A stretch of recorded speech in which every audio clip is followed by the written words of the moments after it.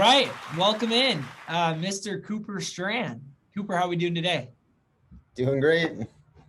Doing great. As always. So, for those who don't know Cooper Strand, Cooper sold just about $50,000 of Cutco his very first summer working with the company last year. Cooper started the job kind of on a whim, took a couple of days off from landscaping, gave it a shot, and it ended up being one of the best decisions of his life, he'll say. Ended up not going back to school. He's slinging blades full time. He's going to open up his own branch office this summer. Cooper is on a fast track to, I see Cooper's future 10 steps ahead of he does. And that says a lot because he's an innovator at heart. So Cooper, big future ahead for you. One thing that makes you very unique in sales in Cutco is you're a very openly proclaimed introvert. So tell us a little bit about what does that mean to you that you're very open about the fact that you are introverted? It's really just communication. I've never been like a huge people person. Introverts tend to, obviously not talk a lot. We kind of lose energy as we're in big crowds. The only time you can get me talking a lot is if it's on a specific topic that I really enjoy. And that's about it. So, yeah, so coming into this, kind of once I heard what it's all about, and then I'm going to be constantly talking to people, I'm like, well, we'll see what happens, but I'll give it a shot. So then it was kind of just like, well, I guess here we go. Strap up. We'll see how it goes type of thing. That's what it sounds like. So Cooper, when I think about as an openly extroverted person, I think about my strengths when it comes to selling Cutco specifically. So my outcome with this video is I hope that other introverted people see that there's definitely a future that can be very bright with the sales and business and Cutco, especially if somebody's not as openly, outwardly communicative. So if I were to ask you, if I were to think about just my strengths as an extroverted person, building rapport, getting recommendations, phoning, right? Building relationships straight from the start with people. Those I feel like are my strengths as an extroverted person. How do you also combat that being not one of your strengths, and how do you excel in those areas? Like, how do you make up for that? yeah, so I think when it comes to the phone, I spend a lot less time on the phone, but at the same time, I'm someone, since I don't like to talk a lot, I get straight to the point. And you're going to get a fair amount of people who actually like appreciate you getting straight to the point. Now, that has been one of my obviously downsides as well, but I think one of the major and biggest strength for me being an introvert is, I guess this is for me for sure, but I think a lot of us really tend to communicate logically, whereas extroverts, from what I've read up on it and heard, they tend to really communicate emotionally. So they connect emotionally, whereas that introverts connect logically. So closing has always been, I guess, came a lot easier for me. And having a product where we always talk about it, it just makes sense for an HM30 to have Cutco. Well, when I communicate logically, it just makes sense. So everything comes across that way. When I close, when I talk about Cutco, everything just comes across as if, like, well, yeah, logically, like this just makes sense. So I don't know. I think that's part of it, but that's always been a big strength is the closing. What about recommendations? So you talked about how getting with the phone calls, especially getting straight to the point. Whereas I feel like an extroverted person maybe more tend to, and I say this from my own experience, go off the script and make small talk and hit the black ice patch on the phone where it's like, whoa, how did we end up talking about this? Where an introverted person's like, I want to get in and out. I can see how that would be a strength at times. And then also a lot more logically thinking, where extroverted people tend to side with their emotions a little bit more. I'll be very honest. I wear my emotions on the sleeve 24/7. And so I can relate to that. What about Rex? Like, how do you, as an introverted person, still get recommendations? Where I feel like one of my strengths is, the energy that I bring and all of those things to getting Rex. What's the key for you? Yeah, that's something I've had to spend a lot of time on working on. Obviously, if I got 0 Rex, I wouldn't still be doing this. I wouldn't be able to. So I have managed that. I'm not saying I have an overabundance of Rex right now. I'm still working on continually getting better at that. But one thing I've found that helps is you really got to dig down and try and find that connection of a topic that you can get them talking about that you enjoy as well. So for me, I can't make small talk. It doesn't work. Comes across weird, awkward, does not work. So anytime I get a business owner on the other end, because I just love business, I love marketing. Marketing is just one thing that I really like. So anytime I get a business owner on the other end, I'll actually like talk about something I'm intrigued about, which is what marketing strategies have they used in order to grow their business. And they'll go on and on and on about it. Hmm. And I'm actually intrigued about it. If I'm intrigued about it, I can continually find questions that like. But small talk, I'll ask one question and then I'm stumped because Hmm. I don't actually care. I think logically, if I don't care, I'm not going to come up with another question. So it So almost sounds like as fast as you can, find the thing that you can relate on, or the thing that you also care about, and then you, as an introverted person, that just gets you wired up where you can go down that rabbit hole with the customer, maybe a little bit more strongly than an extroverted person who's almost like ready to move on to the next thing. That could be a strength. yes, um, and I've also found a lot of people like don't have as much success talking to guys. Um, I think guys specifically, when you when you talk to them, they don't connect emotionally all the time as well. Um, I think when you talk to uh, the lady of the couple, they're the ones that typically get a little more invested in your goals, I think, um, and that's and really connect emotionally with that. Whereas guys, I think they more so appreciate you getting to the point. And I've actually made a lot of big sales with mainly guys. So that's So what I wanted to touch on next with you. You're notorious in our division now for example, this winter break. You had, what did you sell for in the last 23 days? Do you know? 13,000. I just broke over 14K. In how many orders?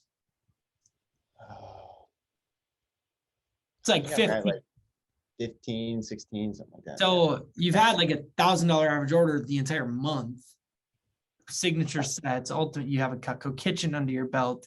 You are very known for placing big time orders and dropping bombs. And so where does that come from? Is that something you can attribute to being an introvert? Like, where, if you're talking to the introverts out there, who may be questioning, like, I don't know if I can do this, you do it at a very high level, one of the top in the country. Like, where does that come from? Is that an introvert thing? Um, Honestly, I think that's something I'd almost have to watch a few extroverts demos and really actually pay attention to that. It's uh I don't 100% know. I do know that my average order went up significantly after I got my own set. I will say that.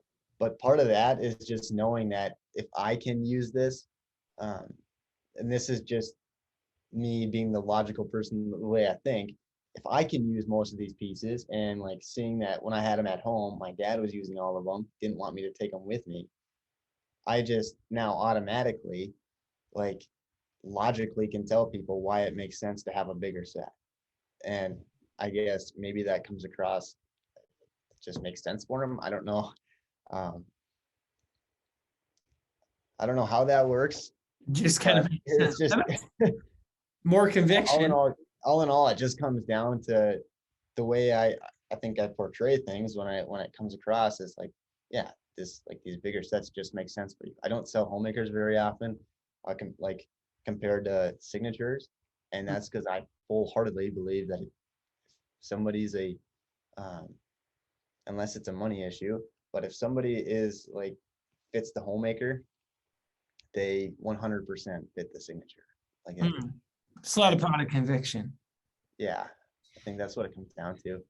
So my last question, Coop, in kind of a question, loaded answer, I guess, is I talked about some of the strengths that I feel I have as an extroverted person, which is building great rapport, telling jokes, bringing a lot of energy, getting a ton of recommendations purely based off of the energy and relationship, all of those things.